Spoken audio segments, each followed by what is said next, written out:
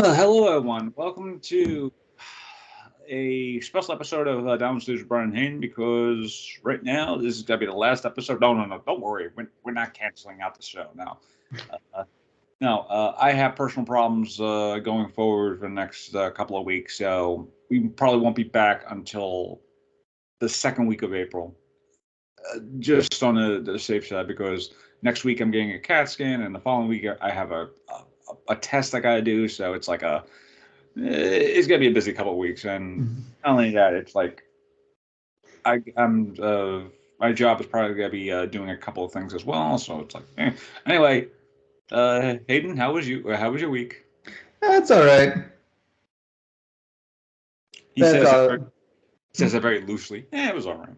Yeah. It's all right. Yeah. I mean, yeah. As we pointed out, like previously, this past Sunday we did his reading for his scripted web series project that he's been working on for the past year or so. It was fun because there was only like maybe six actors there. Yeah, six actors there. Well, six, and then a seventh showed up during the middle. Yeah. So it was basically a handful of actors essentially trying to read 10 different parts, 11 different parts, 12 different parts. Like, it was a lot of hassle. Even me, who I normally just use like one character, I end up essentially filling two roles out, so because of this time restraints and stuff like that too. But and then I went out on Sunday night. I had a good weekend. Aside from the thing with Hayden and stuff, I finished watching The Bad Batch, Star Wars: The Bad Batch, which I thought was pretty good. Apparently, since this is like a prequel-ish series to Rebels, I'll probably be watching that down the line just to get a sensation of like half of the characters or like stuff like that too. And then later on Sunday night, I went out to see a friend, Abigail, who was doing a comedy play later at night at the Broadway Comedy Club. So that was fun. So nice. Social anxiety as an actor, it's fun to be. It's like you kind of like the moment I saw the stage, I was like, I want to be on a stage again. And I was talking to her I was talking to her after the show. I was like, I missed being on stage, but a lot of it has been very essentially hit or miss for the past couple of years because of COVID and stuff like that too. But yeah. And speaking of COVID, the biggest story that came out last week was the BAFTAs.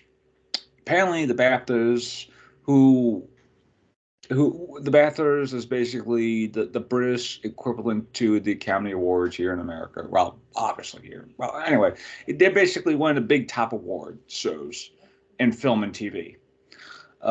So I forgot, it was like maybe a couple of days ago where people were people were being tested positive for COVID. And in Europe right now, there is a rising cases of COVID, especially going into the spring. And with the Academy Awards right down, like literally a week away, or not even a week away, like 5 days away, it gets to the thing of, okay, maybe people will be a little relaxed on registrations and stuff like that too, because where I work, we still use masks, we still use all that stuff, get checked in, stuff like that too. But a lot of it, especially in a very closed theater setting, that's even more of a hit or miss. Because you're essentially dodging a bullet for at least 2-3 hours in a big award show like that. Yeah. Now, I bring up COVID because at least, according to a couple of sources, it was not like a big infection thing, but it was a big enough infection that essentially took out Belfast director Kenneth Branagh, who, as actors, we kind of know who Kenneth Branagh is. Serial Hines, I know I'm pronouncing his wrong name, probably, I hope not, but Serial Hines, one of the other stars of Belfast. who people may know from about the second Justice League, the Justice League as Steppenwolf, Harry Potter as Dumbledore's brother. Even people who are still fans of Marvel may remember him as the Devil in Ghost Rider 2, Spirit of Vengeance. But he's been around for 25 years, 30 years, probably even more than that. The Mitchell and the Machines producers, Lord and Miller, who we spoke about previously on this podcast, they got stricken with COVID, and according to, well, of course, some websites that said it was a super spreader event, but it just depends on how many people got infected and everything. Mm-hmm. But with the Academy Awards just literally right around the corner, and it being held in Los Angeles, obviously, I'm not sure how Los Angeles is doing well with their COVID thing. Right now in New York City, our numbers are miraculously low, thank God. I'm not sure how it is in Georgia. I don't even know if we even keep track of numbers here in the South. Okay, well, it's the South. So. I mean, also because it's such a smaller population in comparison, anyway. Yeah, obviously, and plus it's the South, so the South is pretty free and liberating with their registrations. But yeah, as an actor, and this is the reason why I still wear a mask even if I do go to an event and stuff like that too. I'm not, dodging a bullet for 2.5 hours for what have you, unmasked. Mm-hmm. Apologies. No problem. I'd be the same. I'm if it's if there's sort of they're not gonna take it seriously, and I'd be yeah, I'm just gonna watch this at home. You could mail me the award if I win one. That's basically the mentality I would take with it. Yeah, and it doesn't help that the Academy Awards has been in a troubling spot, which I'll get to in a couple of seconds. Was that in the past, as we previously mentioned, that they are inviting people who have essentially anti-vax views and natures and stuff like that too, on the program in order to perform, and it obviously has got to be a very bad spot, especially if someone decides to be like, oh yeah, I'm perfectly fine, and then find out maybe 2 or 3 days later they got COVID. Mm-hmm. So, but yeah, speaking of the Oscars, and I know we're kind of rushing the things, but our time constraint is kind of what it is right now. Yeah, but it's also been a very blah week. I mean. But we'll pick up something with a hilarious, well, I wouldn't say a hilarious story, but a how the hell is that thing still on the air kind of story. But anyway, the Oscars are again still in a very big pickle, just on a performing level and also an attending level. Like you just said before, if people aren't, I wouldn't be surprised if there's not many people who are scheduled to show up to be like, oh, I'm just gonna stay home for the night.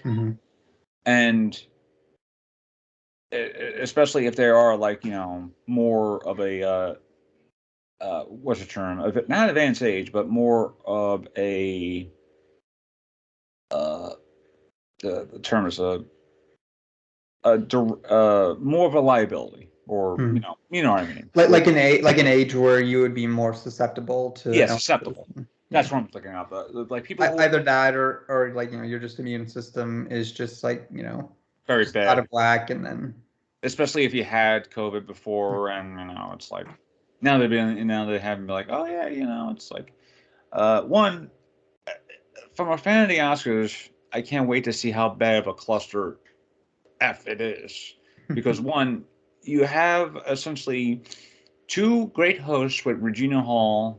Regina King. Is it Regina Hall or Regina King? I forgot who it is. But yeah, you have Wanda Sykes and I believe is Regina King. And then you have Amy Schumer, who hasn't really been doing the best to promote herself and saying, I mean, at least she did give up some interesting idea where she says she wanted to have President Zelensky, who is, the Ukrainian president, to come on the Oscars and, give some speech about it, either via satellite or flown into LA, which, it doesn't. Yeah.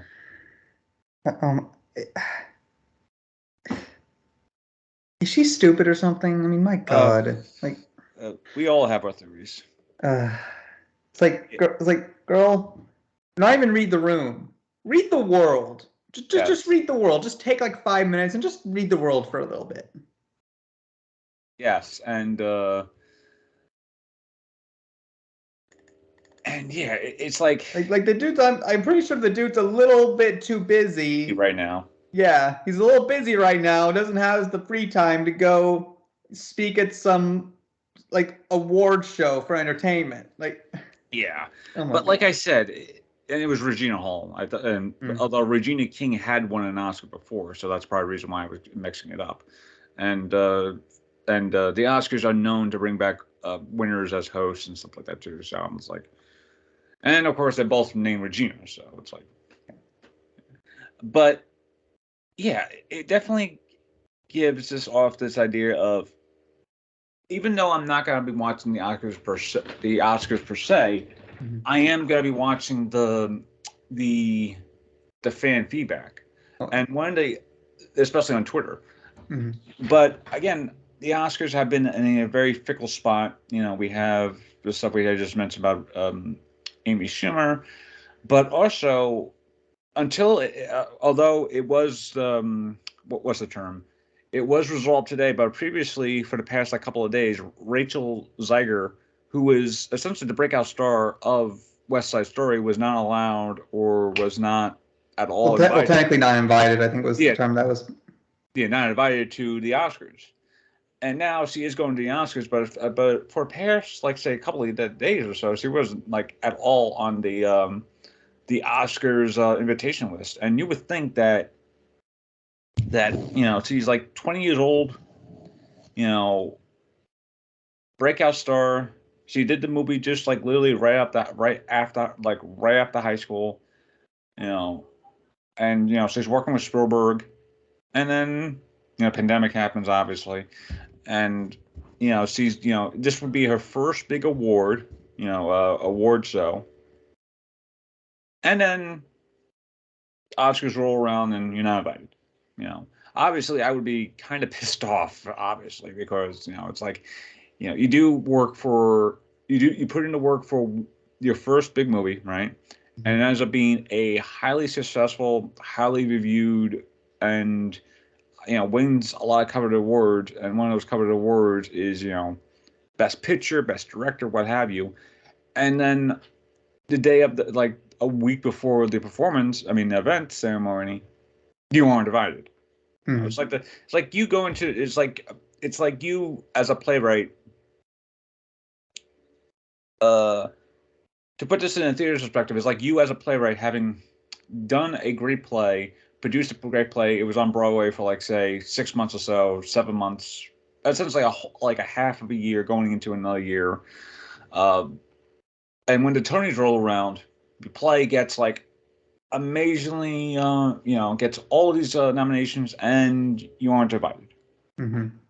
It's like, even if you're, well, of course, you could be, you're just not invited because one, your category for best playwright was still not you're not on best category for best playwright, but you'd be there as a producer or something like that. But yeah, it definitely feels very strange, essentially, to not invite essentially one of the biggest breakout stars in the past, say 5 years or so, and not just hey, this will be your first award show. Yeah, but she's been doing a lot of other award shows, and they invited her there, so I was like, obviously you could just bring her there, but no, apparently not. Yeah. Apparently, I guess they must have just ran out of paper at the office or something. I was like, whoops, I guess we're not sending an invite or whatever. Yeah, But literally, it's like literally the easiest thing in the world for you to do. Send out an invitation to her. That's it. That's literally all you got to do. And the fact that they basically like put themselves in a situation where they're giving themselves even more negative press. Yeah, especially going forward with you know, how much of the Oscars currently have had a lot of negative press going around, especially during this year. Mm-hmm. It's like this isn't even just simply shooting yourself in the foot, like because it's basically before the Oscars used to be shooting themselves in the foot with a pistol, and then they decided, nah, I'm gonna throw that away and upgrade to the shotgun. Gonna scatter shot this instead.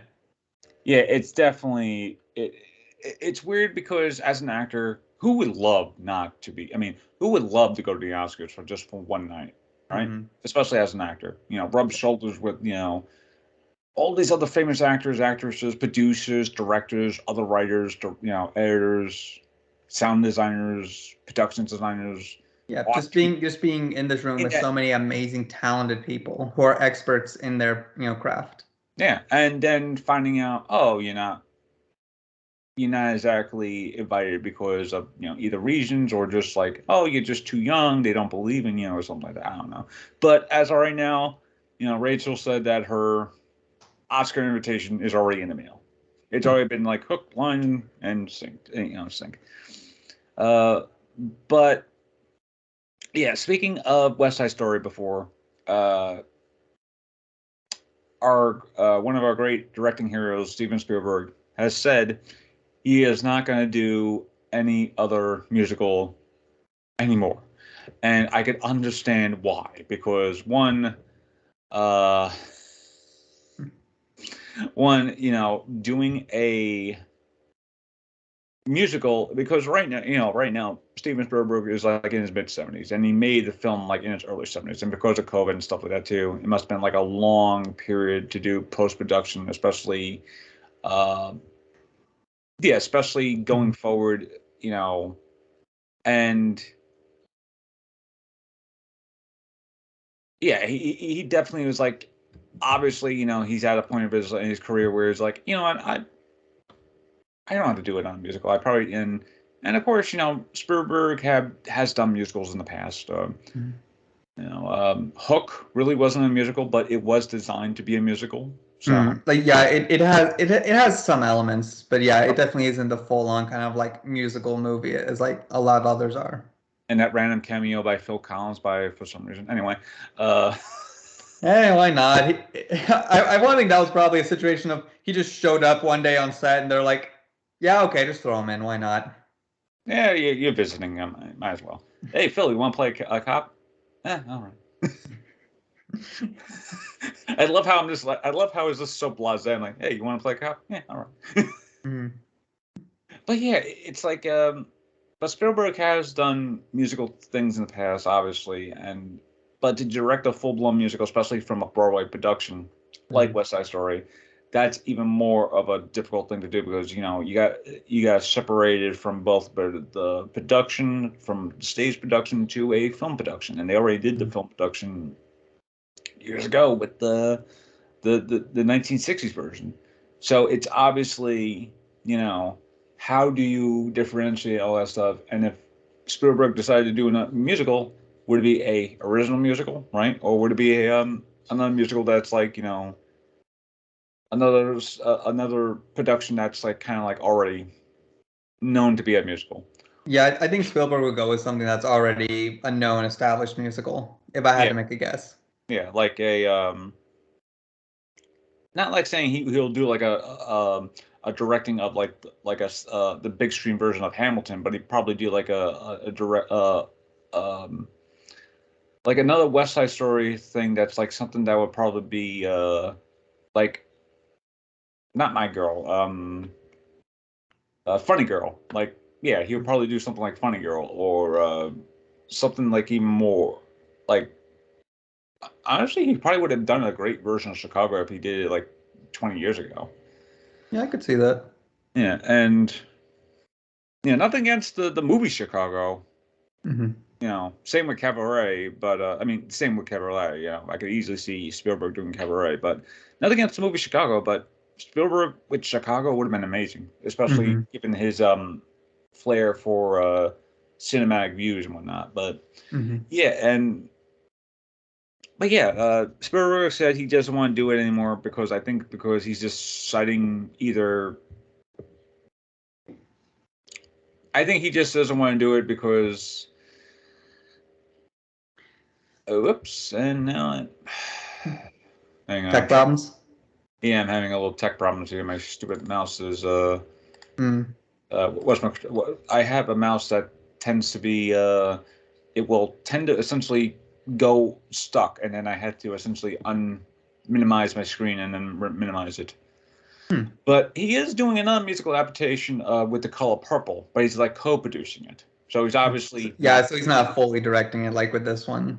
Yeah, I think it's just like.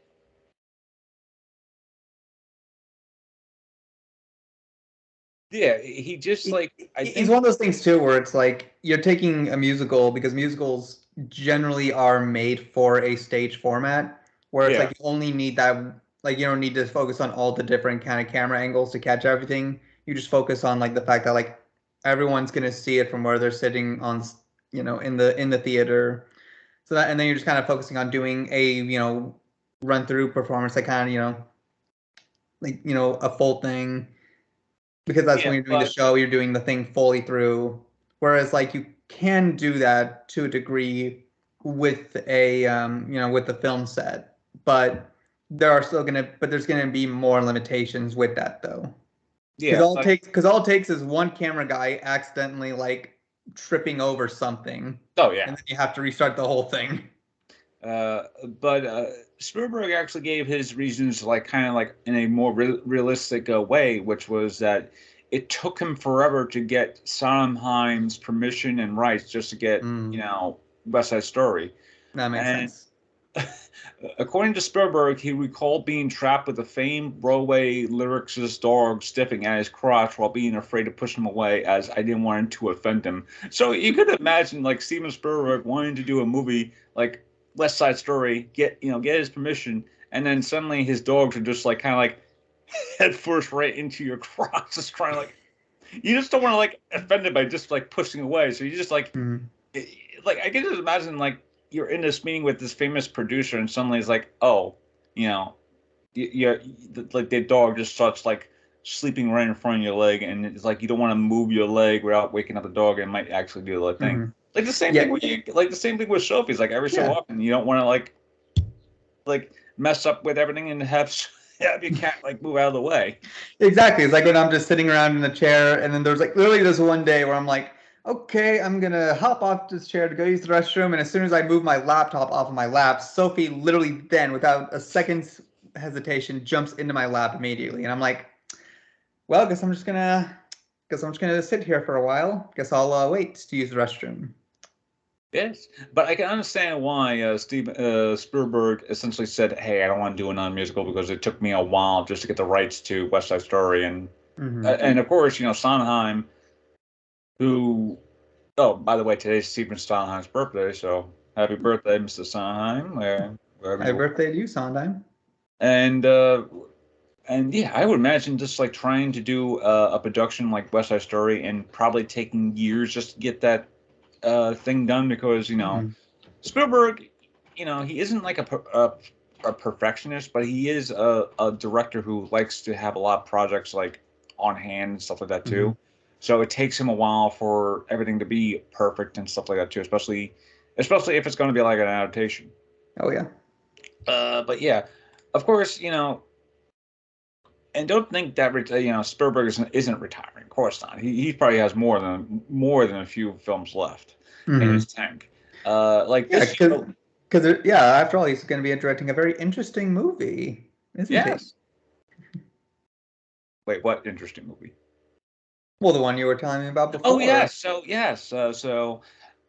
Spielberg's next movie is called The Fablemans. It's basically about his childhood growing up in Arizona, basically a coming of age movie, and he's got like an interesting cast to play his family. Hmm. He's got Paul Dano to play his father. He's got Michelle Williams to play his mother. Seth Rogen, of all people, to play his uncle. But the most random casting of all, David Lynch is casted in that movie as someone. And I want to believe David Lynch has got to be just playing David Lynch. But I kind of doubt it. David Lynch just might be playing like maybe a fictional character, like I just imagine maybe David Lynch just playing like almost like a version of himself, but like as a whatchamacallit, like a version of himself, but not like himself. Like it's like a more parody version of himself. Yeah, essentially, and it's like a parody version of himself, but not really playing himself, if that makes sense. Yeah, but it's like they'll just show a scene of him directing Seven, and he's like, "No, more rain, darker." Oh man, now I kind of wanted to see what David Lynch would have done with Seven instead of Fincher. Oh man, like you would think that would actually be a more of a Lynch movie anyway. But yeah, and of course, yeah, honestly, and it comes right after the Thanksgiving holiday or right before the holiday, so that'll be like almost like the perfect time to go in and watch a movie about growing up. Right after right after a big family holiday. Yep. Where you had to spend essentially either a day or two or sometimes a whole week with your family. And who doesn't want to have like a little break from your family by going to a movie about a person's family? It's really going to be like, okay, you've just finished Thanksgiving dinner. Okay, I'm going to go see a movie. And I'm basically watching another Thanksgiving dinner happen in front of my eyes. Great.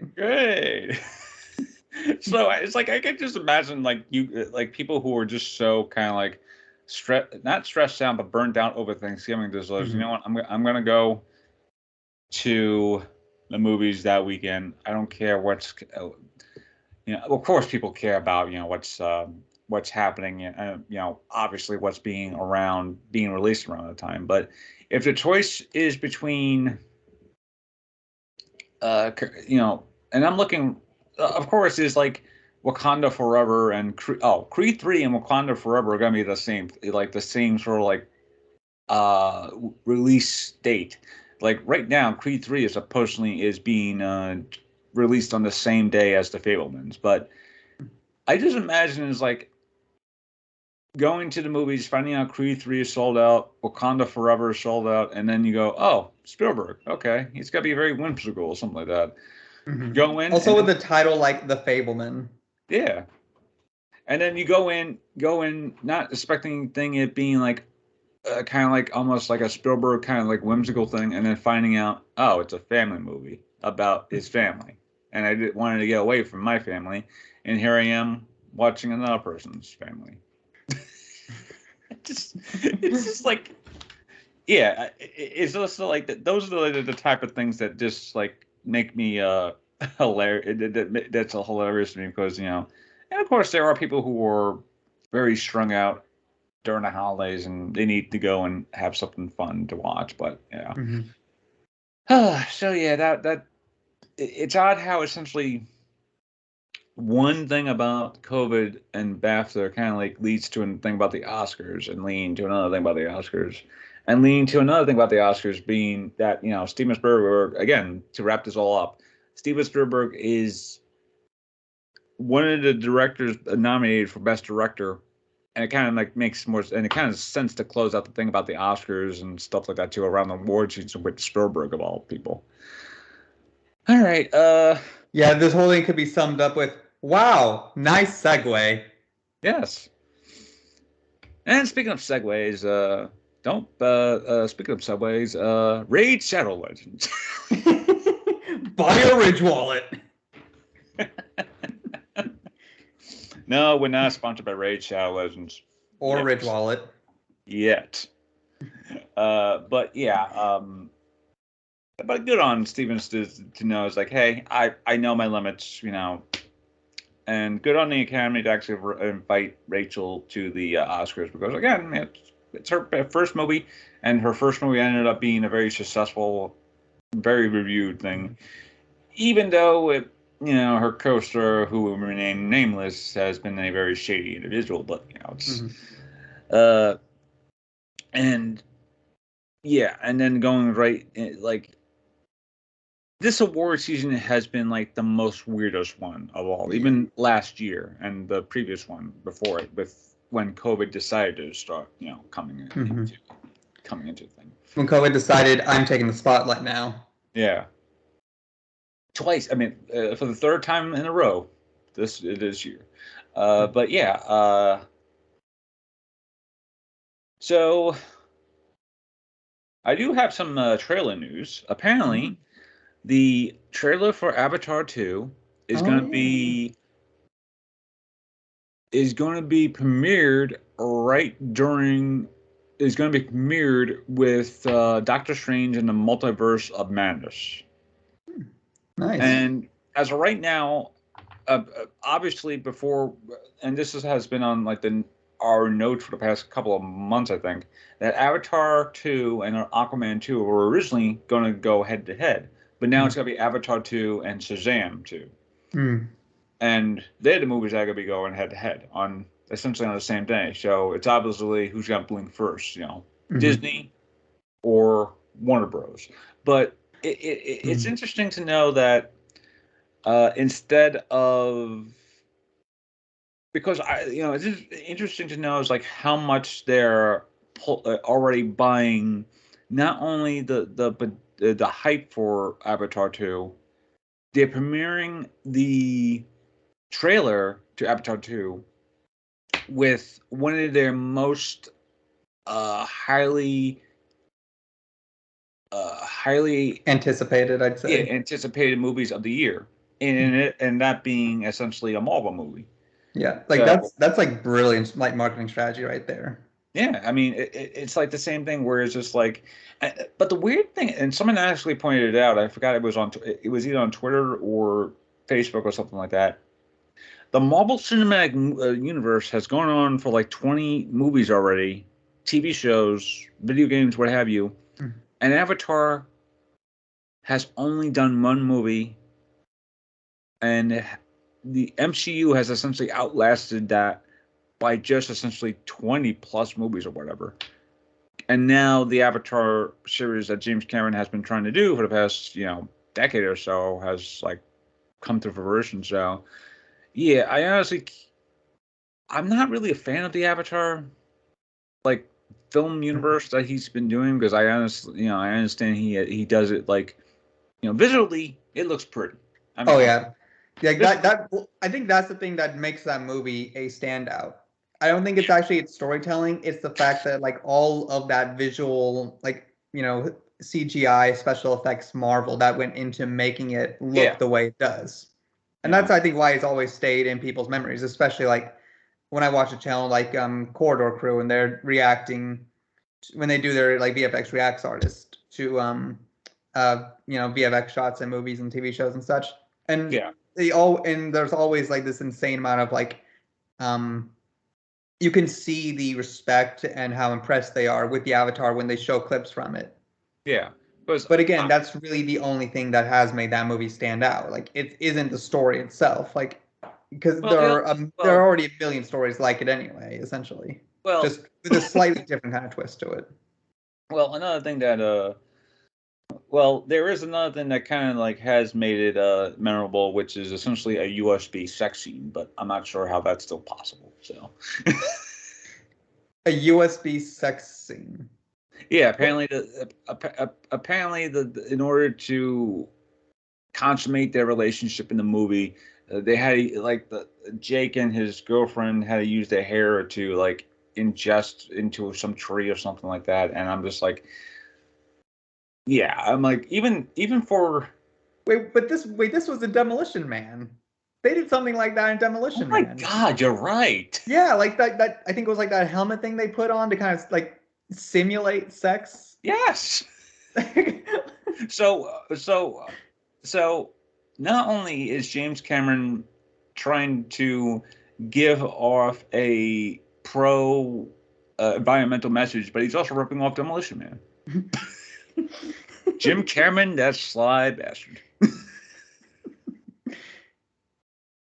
But speaking of of people who've been around for a while. So I decided to end this episode with a very hilarious notion of a TV show that has been around for almost as long as I've been born, since you've been born. It's been around for a while. Mm. So after 31 years, the Maury Show has finally closed its doors. It will remain in syndication to play older episodes, of course, but any new episodes going forward are done after the spring.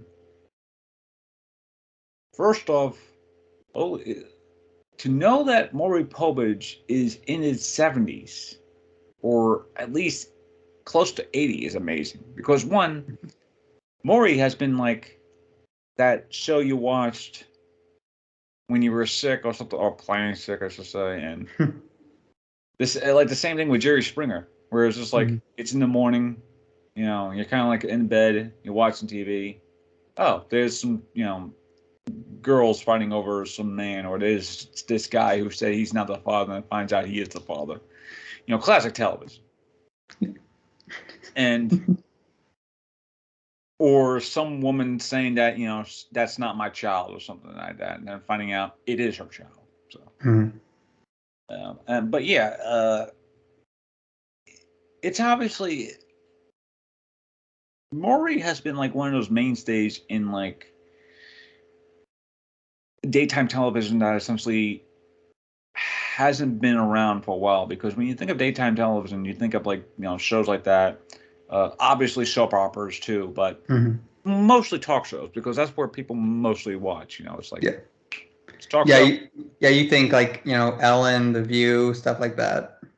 Like that's gonna be the first stuff that comes to your mind, because that's the stuff that has like generally the more popular-esque or the more talked about kind of shows. Yeah, and Maury has essentially outlasted them all. Has outlasted all of them aside from The View, but The View has always been like essentially, always essentially after every few years, it keeps on like rebooting itself to a new generation, new crowd, and all that stuff. You know, I wouldn't be surprised if like in a few more years they reboot the entire View council, whatnot, into more younger, for the more younger adults or something like that. But yeah, Maury has been. It's like I'm just surprised of how long that show has been around compared to like Jerry Springer. Like Jerry Springer, that actually closed. That actually was done like maybe 2018, so like 5 years before this. So Maury essentially outlasted Jerry Springer, has outlasted Sally Jesse Raphael, Ricky Lake, what was it, Geraldo, like, and to essentially outlast them all, and like the mostly what Maury has been known for the past, like, say 10 years has been essentially paternity tests and stuff like that too. Yeah. So like I rarely saw an actual episode of Maury that wasn't a paternity test. Yeah, it's like he knew what his whatchamacallit. He knew his like viewership was. Yeah, he knew his audience. Like, and I was like, you know, it's like I would not have seen a regular episode of Maury that wasn't dealing with the thing, and I'm just like, I'm just amazed that the man was able to do essentially 30 years of that show, outlast essentially other shows that were in the same similar format, and then decide, you know what, now it's a good time to retire. Yeah, I feel like that was probably his goal. It was like, all right, let's see how many of these people I can outlast, and he's going off his checklist, and it's like, well, that's all of them. I'm done.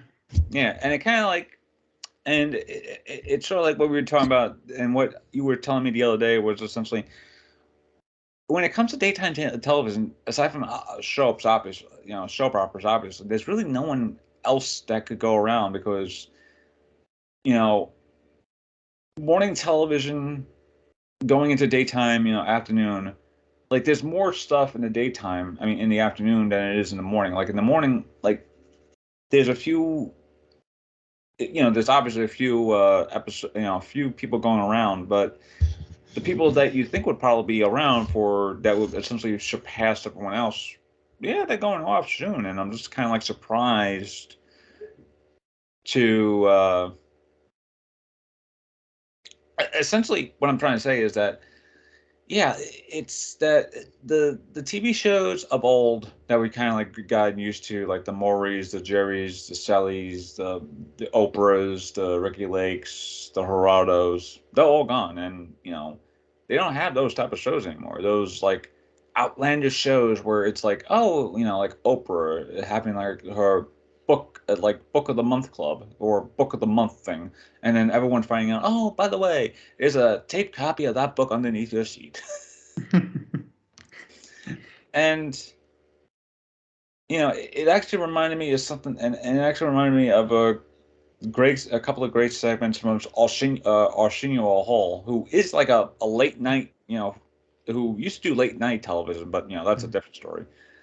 Of especially what is more better, daytime television, late night television, and people were like, probably prefer the daytime over the nighttime television host, but I was watching Australia Hall show, clips, and I just got reminded of we, people like you and me have essentially outlasted a whole generation of, we essentially saw a lot growing up, and we actually saw a lot of fun stuff growing up too. And now it's like, now it's sort of like the fun days are all behind us, and then it's time to close the door. And apparently Maury was like one of those people to walk out last before we close the door. So that's and it's sad, but it's just hilarious also to know that Maury essentially had outlasted everyone else, and the last 10 years or so, it was nothing but paternity test. So that's how he made his bank. So Maury, poets, God bless you. And on that note, yeah, that's the end of the episode. We essentially, I ran late today, and Hayden has to go by 5:00. But I hope we all enjoy. Well, me rambling, me trying to figure out how the hell to do this episode today. But as I said, I got essentially the next couple weeks busy, and this will probably be the only episode I'll be able to do in a span of the next couple of weeks. So, but before we forget, this weekend, please watch my Alien stage reading. It'll be on the Chaos Theater Collective YouTube channel, where they will be live streaming it, and then once it has been live streamed, it will stay on that channel to watch as a video. Yes, and of course, a lot of this is not for profit or anything. This is all on our personal time, personal everything else, and no money changing hands. No one's expecting to make any money. We're just doing this because it's just for fun. And Alien is one of my favorite films of all time, and we just love the movie that much. And of course, I was about to plug your show, but your show hasn't happened yet. So exactly, that's going to be a while. Yeah, maybe in the next couple of years. I would hope like that would be perfect. All right, anyone, take care. Please be safe, be well, and until next time. And I guess we'll never know if you're the father now. Sadly, yes.